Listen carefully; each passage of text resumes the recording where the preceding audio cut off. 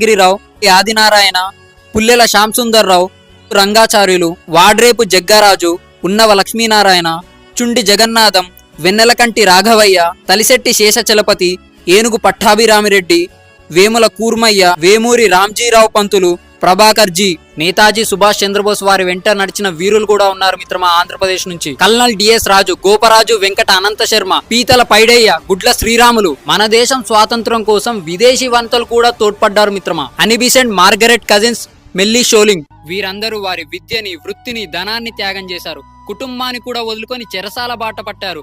నిస్వార్థమైన పోరాటం చేశారు. కానీ స్వాతంత్రం వచ్చినా కూడా గుర్తింపు నోచుకొని సామాన్య వీరులు వీరందరూ. కరుణశ్రీ జంజాల పాపయ్య శాస్త్రి గారి మాటల్లో చెప్పాలంటే, మండెడు స్వరాజ్య సమరాగ్ని కుండమందు భస్మమైన గులాబీ పుష్పంబులు మీరు, ఎన్ని కాల్పాంతంలకే నింకిపోని భరతమాత ఆనంద బాష్పంబులు మీరు. ఇందులో నుంచి మనం అట్రిబ్యూట్ చేసుకోవాల్సిన విషయం ఏమంటే, ముదిగొండ శివప్రసాద్ గారి మాటల్లో చెప్పాలంటే, ఈ దేశం నాదనడం ఎప్పటిదో పాత మాట, ఈ దేశం నేననడం ఈ నవకవితా సూక్తం. నా లోపలి శిరాధమునులందున పారే రక్తం, గంగా సింధు యమునలు కావేరి కృష్ణమ్మలు, హిమమకుటం ఉష్ణీషం, కాశ్మీరం నా కుంకుమ, వింధ్యావళి నా హృదయం, సింధులో నా ఉదయం. అజేయ భారత సంఘటనం ఆజన్మాంతం మన లక్ష్యం, అదే జాహ్నవీ సంగీతం, అరుణారుణ శుభ సందేశం. భారత్ మాతాకి జై.